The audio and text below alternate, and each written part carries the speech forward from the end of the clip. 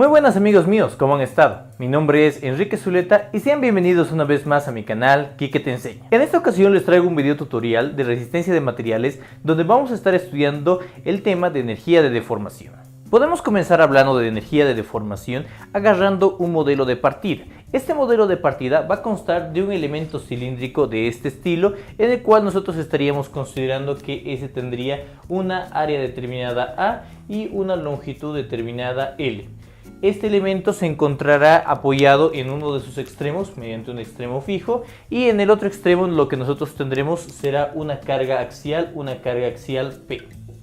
Lo primero que podríamos decir con respecto a este modelo sería la forma en la cual la carga P se va a ir efectuando. Podríamos considerar una gráfica en la cual nosotros tendríamos en el eje de las ordenadas nuestra carga axial P y en el eje de las abscisas nuestro eje X. Es decir, este eje X va a representar la posición que tendría un punto en el extremo de nuestro elemento, vale decir la deformación axial que se estaría registrando. En esta gráfica nosotros podríamos estar indicando que la distribución de nuestras variaciones de la carga P con la posición va a ir variando de manera lineal empezando desde 0 hasta llegar a una posición aquí. Obviamente esto nosotros tendríamos en una primera etapa y ya de aquí en adelante nosotros estaríamos manejando una distribución ya de manera diferente. Con respecto a esta gráfica, nosotros podríamos comenzar hablando de qué es lo que representa el área bajo la curva de este esquema. Nosotros sabemos que el área bajo la curva de un esquema de carga versus desplazamientos no es otra cosa más que el trabajo que va efectuando dicha fuerza.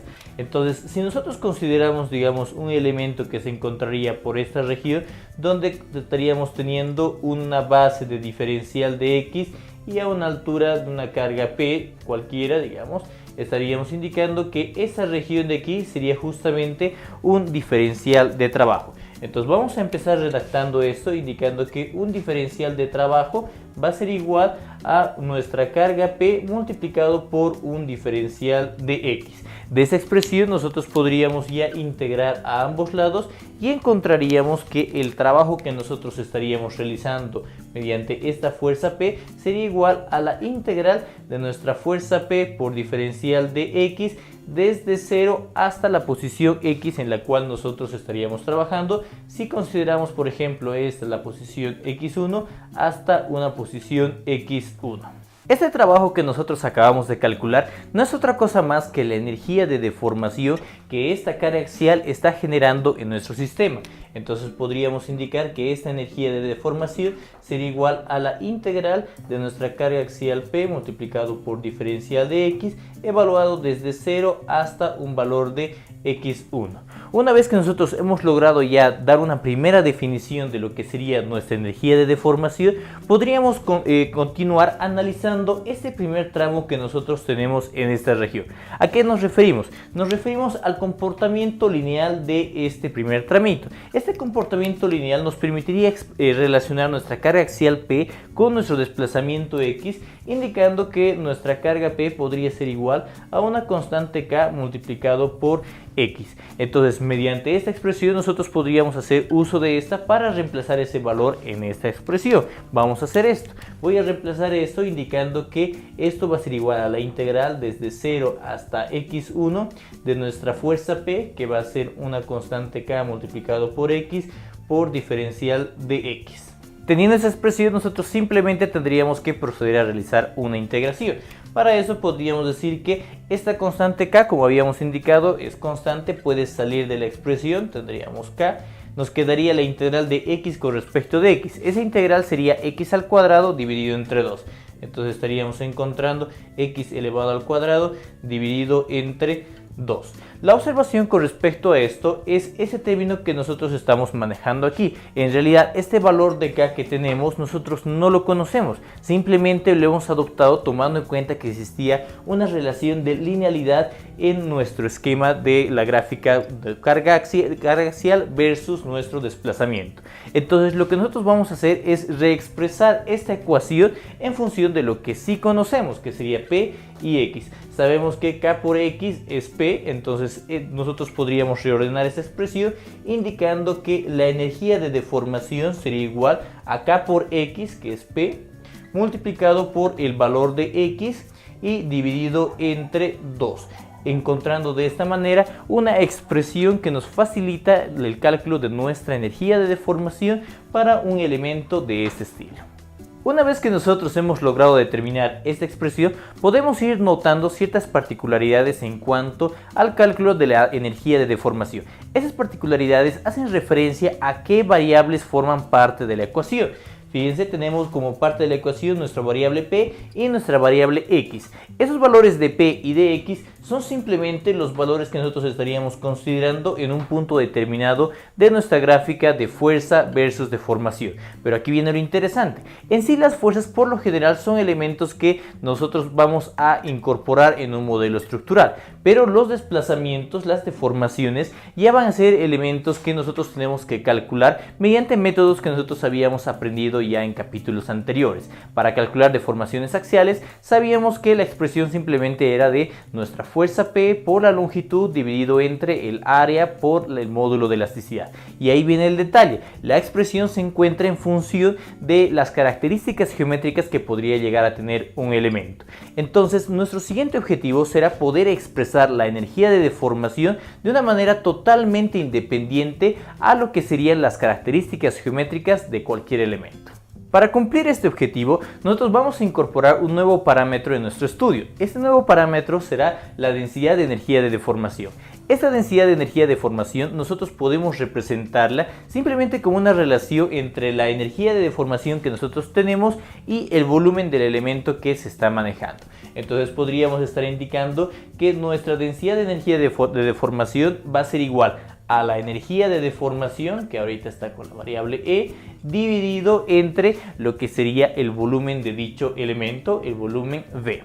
Si trabajamos un poco esa expresión, nosotros podríamos ir diciendo lo siguiente.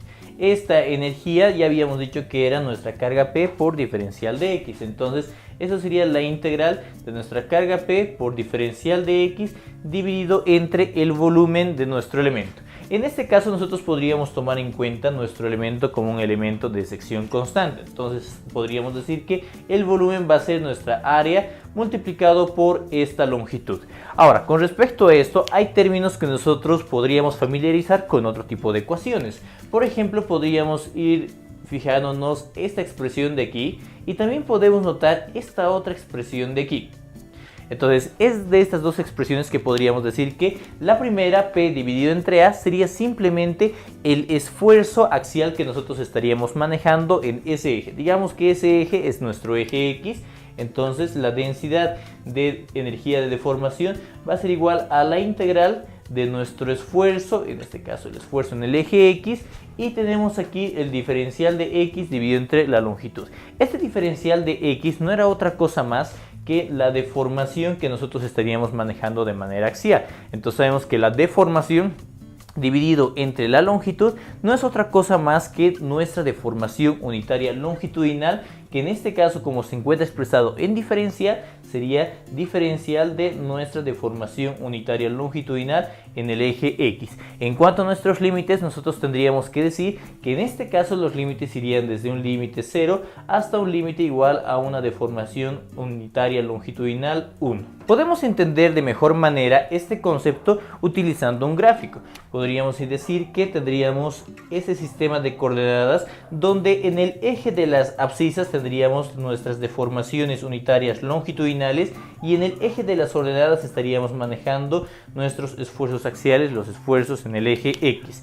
Para esta combinación de esfuerzos y deformaciones, nosotros sabemos que en sí nuestra gráfica tomaría una forma similar a esta. Una primera región donde el comportamiento sería elástico lineal y la relación justamente será una línea, y de aquí en adelante ya la gráfica va a ir variando de acuerdo obviamente ya a la correspondencia de esfuerzos y deformaciones que nosotros ya conocemos, que es válida para todos nuestros materiales. Entonces nosotros podríamos indicar que en sí la densidad de energía de deformación no es otra cosa más que el área bajo la curva de este esquema. Esa sería la densidad de energía de deformación. Habiendo explicado este concepto de la densidad de energía de deformación, podríamos aprovechar para poder abordar otros dos conceptos. El primero de este sería nuestro módulo de tenacidad, donde podríamos decir que este módulo de tenacidad tiene una referencia muy estrecha en su definición a lo que sería el punto de ruptura del material. ¿Por qué decimos esto? Nosotros podríamos estar realizando un esquema similar al que habíamos hecho previamente, en el cual nosotros tendríamos nuestro esfuerzo en el eje X, en nuestras ordenadas, y nuestra deformación unitaria longitudinal en el eje X. Aproximadamente el comportamiento de esta gráfica sería algo similar a lo siguiente. Tendríamos un comportamiento lineal en la primera fase, tenemos un esquema de este estilo donde se registran grandes deformaciones para pequeñas variaciones del esfuerzo y finalmente estaríamos teniendo algo similar a esto, ¿no? Llegando finalmente a nuestro punto de ruptura. En este punto de ruptura nosotros podríamos realizar una proyección vertical hasta nuestra deformación en el eje X y podríamos indicar que esta área bajo la curva sería simplemente el valor del módulo de tenacidad. Entonces lo que nosotros podemos hacer es definir que el módulo de tenacidad, al ser el área bajo esta curva, no es otra cosa más que la densidad de deformación que nosotros estaríamos manejando cuando llegamos a nuestro punto de ruptura. Un segundo concepto que nosotros podríamos abordar sería el del módulo de resiliencia. Este módulo tiene su definición muy de la mano con otro punto de nuestro comportamiento del material, que sería nuestro punto de fluencia. Obviamente nosotros conocemos que el punto de fluencia llegaría a ser el último punto en el cual las relaciones llegan a ser elásticos lineales, es decir, una región en la cual la ley de Hughes es válida. Entonces podríamos indicar que en esta región nuestro esfuerzo en el eje X sería igual al módulo de elasticidad multiplicado por la deformación unitaria longitudinal en ese elemento. No hay que confundir, por favor, este E es el módulo de elasticidad, el primer E que habíamos encontrado era la energía de deformación. Habiendo aclarado esto, podríamos reemplazar esta expresión en la ecuación que nosotros habíamos utilizado para poder calcular la densidad de energía de deformación. Entonces estaríamos indicando que la densidad de energía de deformación sería igual a la integral de nuestro esfuerzo en el eje X por diferencial de deformación unitaria longitudinal en el eje X, evaluado esto desde 0 hasta una deformación 1. Esto va a ser igual a la integral de este esfuerzo en el eje X, que como bien habíamos dicho va a ser igual al módulo de elasticidad por la deformación unitaria longitudinal en el eje X por diferencial de deformación unitaria en el eje X, evaluado desde 0 hasta una deformación unitaria longitudinal 1. Si realizamos la integración de esta ecuación, podríamos decir que nuestra densidad de energía de deformación sería igual a el módulo de elasticidad es constante, va a salir de la expresión. Tendríamos también la integral de la deformación unitaria longitudinal con respecto a la misma variable, lo que nos estaría dando un resultado de la deformación unitaria elevado al cuadrado, todo esto dividido entre 2. Esta expresión nosotros podríamos expresarlo de diferentes maneras, pero lo más práctico sería que se encuentre expresado en función de los esfuerzos axiales. Para poder hacer eso, nosotros podríamos reutilizar la expresión de partida, donde tenemos el módulo de elasticidad y la deformación unitaria longitudinal, eso de aquí. Entonces aquí nosotros podríamos estar diciendo que si nosotros multiplicamos y dividimos esto por el módulo de elasticidad, estaríamos encontrando que aquí en la parte superior tendríamos el módulo de elasticidad al cuadrado por la deformación al cuadrado, sería simplemente nuestro esfuerzo en el eje X elevado al cuadrado dividido entre 2 veces el módulo de elasticidad. Ahora bien, habíamos partido indicando que nuestro módulo de resiliencia iba a ser un parámetro que estaba en función de nuestro esfuerzo de fluencia. Obviamente esto por el hecho de que se calcula en ese punto. Es decir, ese esfuerzo en el eje X no es otro más que el esfuerzo de fluencia para este caso. Diríamos que la densidad de energía de deformación sería igual a nuestro esfuerzo de fluencia dividido entre, elevado al cuadrado dividido entre 2 veces el módulo de elasticidad. Recalcamos esto y por favor hace referencia al módulo de elasticidad. Si nosotros quisiéramos ver esta definición de una manera más gráfica, podríamos hacer el mismo esquema que lo que estábamos manejando hace un momento. Podríamos realizar el esquema de nuestros dos ejes, donde una vez más aquí tendríamos nuestras deformaciones unitarias longitudinales y nuestro esfuerzo a lo largo del eje X. No hay que confundir, por favor, esa notación simplemente hace referencia a la fluencia. Entonces nosotros tendríamos este primer segmento, que sería nuestro segmento lineal, y este punto de aquí, que sería nuestro esfuerzo para el cual se estaría dando la fluencia. Vamos a anotarlo escribiéndolo tal cual para evitar todo tipo de confusiones en cuanto a ejes y ese tipo de cosas. Entonces nosotros estaríamos indicando que en este caso podemos volver a realizar nuestra proyección hacia la parte inferior, y toda esta área bajo esta curva sería simplemente lo que nosotros queríamos ya definir, que sería el módulo de resiliencia de nuestro diferente elemento.